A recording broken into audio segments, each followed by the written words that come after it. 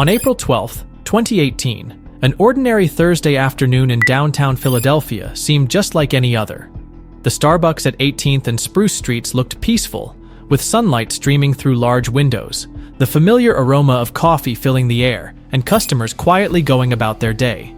Imagine waiting in a coffee shop for a business meeting, and all of a sudden, police come in, handcuff you, and drag you out, just because of your skin color. This isn't some scene from a movie. It happened to Rashawn Nelson and Dante Robinson on an ordinary Thursday in Philadelphia. The crime? Sitting while black. What happened that day inside the Starbucks at 18th and Spruce? How could waiting for a meeting turn into a criminal offense? How would two men transform a moment of humiliation into a movement for change? From the first police siren to the nationwide protests, this is the untold story of the arrest that didn't just make headlines, it rewrote the conversation about race in America. Brace yourself. The truth is about to be served. Starbucks has always tried to be a welcoming place, not just a coffee shop, but a spot where people can hang out between home and work. Since starting in Seattle in 1971, the company has worked hard to look friendly and open to everyone. They offer free Wi-Fi, comfy chairs, and local art to make their stores feel like a community gathering spot. However, on April 12, 2018, something happened that changed how people saw Starbucks. Rashawn Nelson and Dante Robinson were young black business partners in their late 20s. They were ambitious professionals who wanted to build successful businesses and break down old barriers. That Thursday afternoon, they went to a Starbucks in downtown Philadelphia at 4:30 p.m., a normal time for a business meeting. Their plan was simple: meet with a potential business partner and talk about new opportunities. Things started to go wrong when Nelson asked to use the bathroom. The staff told him it was only for paying customers. The two men sat down and continued waiting for their business contact. But then something shocking happened. Within minutes, a Starbucks employee called the police. The reason? They said these two men were trespassing because they hadn't bought anything. The 911 call was direct: send the police. Rashawn Nelson and Dante Robinson were having a peaceful moment at Starbucks when things quickly went wrong. Philadelphia police officers walked in and made the situation tense right away. The officers came up to Nelson and Robinson in an aggressive way. The two men had done nothing wrong. They were just sitting at a table, waiting for their work friend. But the police told them to leave without listening to their explanation. Nelson tried to stay calm and explain. "We're waiting for our colleague," he said politely. "We haven't done anything wrong." But the police officers had already decided something was wrong with these men. Other people in the coffee shop started watching what was happening. At first, everyone was quiet. Then people began speaking up and questioning why the police were treating these men this way. Some customers took out their phones to record the incident. The arrest happened fast and was very embarrassing. Nelson and Robinson were put in handcuffs in front of everyone like they were criminals, even though they hadn't done anything wrong. The police took them out of the coffee shop and to the police station. They were charged with trespassing, which made no sense to anyone who saw what happened. As word spread about their arrest, people across the country started talking about it. What began as a local event in a Philadelphia Starbucks became a big discussion about racism and how some people are treated unfairly because of the color of their skin. For many, the video shows clear evidence of racial profiling, leaving Starbucks, which bills itself as a community gathering spot, scrambling to explain itself. The company's CEO, Kevin Johnson, has already apologized and called it a reprehensible incident. The company has promised a full investigation. A video of the arrest surfaced and quickly went viral on social media. People were angry, and the hashtag Boycott Starbucks began trending as millions shared it. Protests began outside Starbucks stores across the United States as people held signs and called for justice. Many called it a clear case of racism. What had begun as a local news item blew up into a major national discussion of racism in public places. Starbucks CEO Kevin Johnson knew this was serious.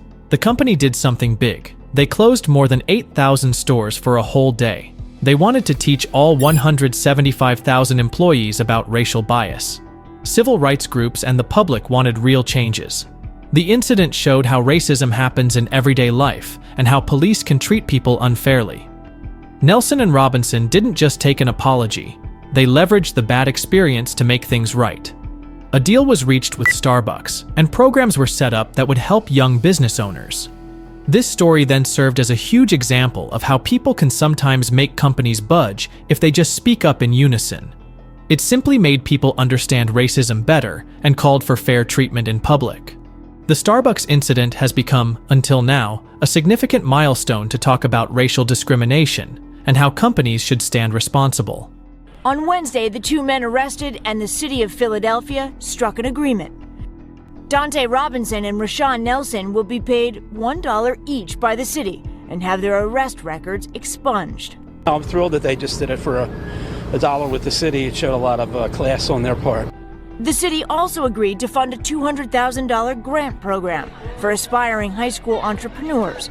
Robinson and Nelson will work on the grant committee. Nelson and Robinson did something amazing after a tough experience. Instead of getting angry, they decided to make things better for others. When they were wrongly treated at a Starbucks, they didn't just want money for themselves. They wanted to create real change. They got Starbucks to do something important, train their workers about racial bias. They each only took $1, but they made sure that $200,000 would go to help young black business owners. This was their way of turning a bad situation into something good for their community. Starbucks also helped them go to college. They knew education was super important for black students who faced tough challenges. Through all the media attention, Nelson and Robinson remained calm and intelligent. They weren't just victims. They became leaders who could talk about race and make companies take responsibility. Their goal wasn't to get back at people or just point out problems. They wanted to find real solutions. By helping young entrepreneurs, they showed one way to fight unfairness in the world. In the aftermath of the arrest of two black men at a Philadelphia location, Starbucks is trying hard to revamp its policies to be more inclusive. The company said in a statement, "We want our stores to be the third place, a warm and welcoming environment where customers can gather and connect. Any customer is welcome to use Starbucks spaces, including our restrooms, cafes, and patios, regardless of whether they make a purchase." According to Business Insider, here's what you can do at a Starbucks. Hang out without buying anything. Use Starbucks bathrooms without buying anything. So here's what you can't do. No using drugs. No breaking the law, including stealing or indecent exposure. No drinking. Well, alcohol, that is. What happened at a Starbucks in Philadelphia was more than just two men getting arrested. It became a powerful symbol of racism in America. The arrest of Rashawn Nelson and Dante Robinson showed how black people face unfair treatment in everyday situations. This event was not about one big mean act of racism. Instead, it revealed the small, quiet ways racism exists in our society. A coffee shop, a place that should feel safe for everyone, suddenly became a scary and unwelcoming space for these two black men. The incident made many people stop and think about how racism works. It's not always about someone shouting mean words. Sometimes it's about small actions that show hidden prejudices. When the police were called on these men for simply sitting in a Starbucks, it showed how black people are often seen as threatening, even when they're doing nothing wrong. This moment became bigger than just one coffee shop. It became a chance for America to look at how racism happens in everyday life, in places we think are neutral and fair. It showed that racism is not just about big, obvious actions, but also about the small ways people are treated differently because of the color of their skin. This event taught businesses some important lessons. Diversity training isn't something you do once and forget. Companies need to work hard to make sure everyone feels welcome, no matter who they are or where they come from. It also made people think about how police handle situations in businesses.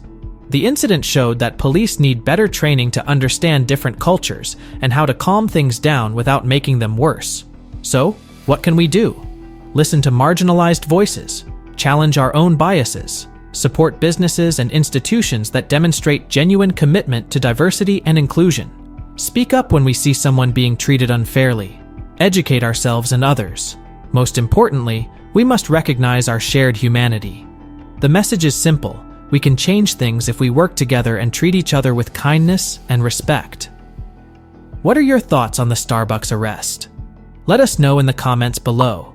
Don't forget to like, share, and subscribe for more stories that matter. See you in the next video.